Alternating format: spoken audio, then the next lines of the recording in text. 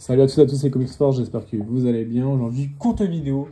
Je pense que ce ne sera pas une vidéo du vendredi soir comme je le fais toutes les semaines. Je pense que ce sera une petite vidéo qui popera peut-être un dimanche soir ou un mardi ou un mercredi. Une vidéo un peu supplément sur le Fantastic Four de Straczynski et de McCone, l'édition Marvel Poche. Ouais, je vais en parler parce que je parle de tous les titres Fantastic Four que je lis jusqu'à maintenant. Et là, j'ai envie d'en parler parce que j'ai lu celui-là qui est d'un grand monsieur, Straczynski, hein, qui a pas mal œuvré, notamment chez Marvel. Globalement, qu'est-ce que j'en ai pensé? Alors déjà, l'édition, toujours top, c'est Marvel Poche, saga complète, pour, je sais pas, ça doit être 7-8 balles. Donc, franchement, super, rien à dire.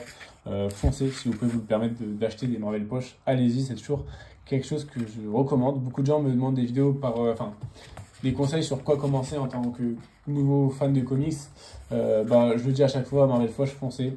Toutes les séries peuvent être commencées sans avoir de backup, avoir de connaître les titres d'avant, les runs d'avant. Non, vous pouvez commencer directement dessus. Et ça marchera.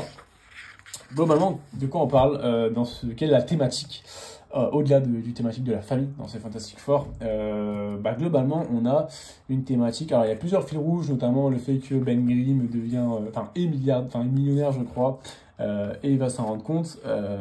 On a aussi un fil rouge avec surtout Reed Richards, évidemment, qui va rencontrer les gens. Il va être appelé pour aider une reconstruction du vaisseau, de leur accident d'origine qui leur donnait leur pouvoir, parce que actuellement tous les voyants se tournent vers pour recréer à l'identique l'accident et pour redonner des pouvoirs à des gens, des similitudes à ces pouvoirs-là. Donc des gens qui ont des pouvoirs similaires, mais en fait on se rend compte que les pouvoirs des Fantastic Four, ça c'est un truc que j'ai bien aimé, est fait par rapport à leur personnalité qu'ils avaient avant l'accident. Par exemple, Sue, elle était très discrète, du coup la femme invisible. Ben Grimm, c'était quelqu'un qui était très froid, un cœur de pierre, du coup c'est devenu la même chose. Ensuite, évidemment, la torche humaine, c'est parce qu'il avait la tête brûlée. C'était un peu une tête brûlée qui était un peu casse-cou, qui réfléchissait pas trop. Et du coup, voilà, on sait que Reed Richards, il est l'homme un peu flexible, élastique, mais on ne sait pas pourquoi. Et ça va être une de ses réflexions durant ce titre. Et c'est assez intéressant, Il y a le thématique de la famille que je tiens toujours à aborder, parce que c'est une thématique qui est très intéressante. Elle est très bien retranscrite, je trouve, dans ce comics-là. Surtout la relation Reed Richards-Sue. Alors, c'est pas un comics avec énormément de pages, hein. C'est pas un run comme les omnibus d'avant que j'ai présenté, donc forcément, il y a une thématique qui est moins profonde, parce qu'il y a moins de pages. Mais en tout cas, la thématique de la famille est très bien abordée, que ce soit du coup le soutien de Ben et son frère, Johnny du coup, au couple Reed et Sue, et savoir aussi ce qui est là bien abordé, c'est l'éducation et la sécurité des enfants dans une famille de super-héros qui est constamment attaquée, que ce soit dans l'enfer, des attaques à la bombe, des meurtres, des kidnappings. Et en fait, c'est ça que c'est une thématique qui est intéressante, qu'on n'y pense pas forcément. Et c'est un peu la seule famille qui a des enfants, donc forcément, une des seules familles qui a des enfants. Donc forcément, c'est eux sur ceux que ça retombe.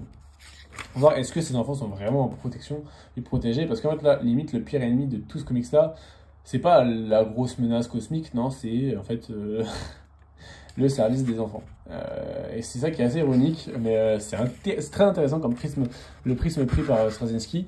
Et évidemment, la rencontre d'un personnage cosmique qui est un personnage qui a toujours voulu tout savoir sur tout et qui a découvert beaucoup de secrets qui font qu'il est actuellement recherché pour on essaye de le tuer, hein, évidemment, parce qu'il sait trop de choses. Et c'est là aussi où il y a une réflexion avec Reed Richards et ce personnage-là, disant que en fait tout savoir c'est pas forcément ce que l'on veut vraiment. Reed Richards s'en rend compte, il veut pas tout savoir, il veut pas être omniscient, il veut pas tout connaître, parce que le savoir ça détruit peut-être aussi un peu au bonheur, ça influe et ça détruira son bonheur, et c'est à partir de ce moment-là qu'il va vite essayer de retrouver sa femme Sue Storm et évidemment l'aimer et profiter des petits moments de la vie plus quotidienne, comme par exemple ses enfants ou des moments de couple qu'il peut avoir. De son côté, Ben, on a toujours des pages très toussantes par rapport à son physique, où lui, voilà, la vraie problématique de Ben, c'est voilà, il est riche, il a tout, sauf une chose, c'est un physique acceptable en société, un physique qui le rendrait heureux, ce qu'il a plus, et c'est ce qui le rend profondément triste. Donc c'est un sujet qui est assez courant, mais qui est très bien fait. Et ensuite, on a un petit issue avec Hulk qui devient fou, qui resubit une explosion de rayons gamma, une bombe de rayons gamma qui explose, et du coup ça va amplifier en fait, sa personnalité de base, et en fait ça va devenir juste un monstre violent. Et c'est Ben qui va se battre contre lui avec la torche. On va avoir un petit duo, un petit peu d'action dans ce comics, et c'est bienvenu, franchement c'est plutôt cool, avec des scènes d'action qui rappellent du coup... qui rappelle en fait la bombe en même temps que ça rappelle enfin les événements de la bombe pendant que ça rappelle le combat. Je trouve que c'est plutôt bien dessiné et plutôt agréable. C'est assez cool à lire honnêtement. Et donc voilà, un gros combat entre les deux. C'est historiquement des personnages qui se battent très souvent parce que ils ont un peu le même physique dans le sens où c'est des grosses bêtes. Enfin, c'est des humains hein, mais qui sont vraiment très massifs, des gros cogneurs. Donc c'est pour ça qu'ils ont souvent ces combats-là évidemment. Et évidemment, voilà, en fait, il y a des discussions pendant les combats qui vont toucher profondément Ben. Le fait que ce soit des monstres en fait, le fait que ce soit pareil, il y a des discussions qui sont très intéressantes, qui au premier abord sont rien, mais qui vont vraiment toucher Ben, qui vont pousser Ben à la réflexion. Et évidemment, tout va rentrer dans l'ordre après. Et une conclusion avec une discussion très importante entre les deux. Voilà, vraiment, c'est une vraie discussion qui est cool. Alors, c'est très court, mais très, très intéressant. Donc voilà, globalement, c'est une revue très courte.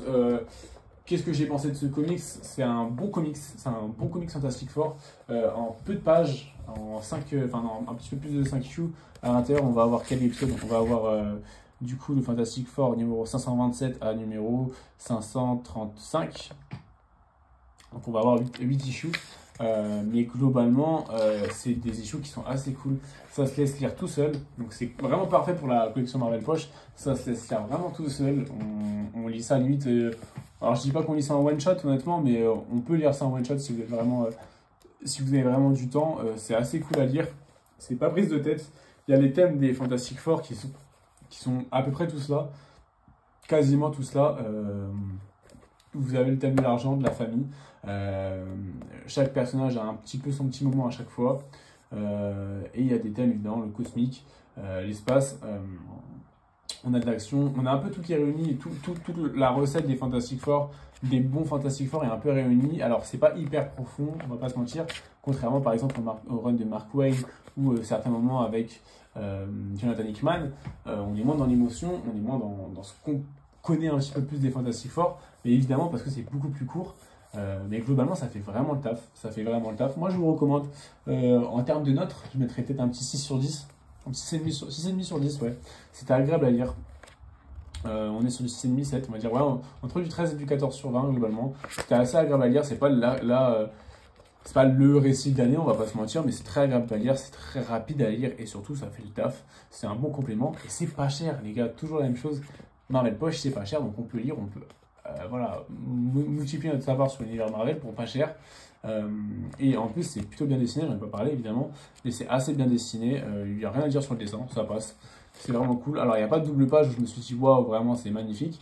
Ou alors, j'en ai vraiment pas le souvenir, mais globalement, ça fait vraiment le taf en termes de dessin. C'est classique, tout le monde aimera ça, honnêtement. Voilà, c'est du classique, mais c'est du efficace, simple et efficace, honnêtement. C'est ça qu'on veut. Voilà en tout cas pour cette petite revue de Straczynski sur les Fantastic Four. Donc je recommande honnêtement, allez-y encore une fois. Un bon Marvel Poche qui est sorti au moment du film avec les autres. Il y a aussi celui de Mark Waid que je recommande fortement, foncez dessus.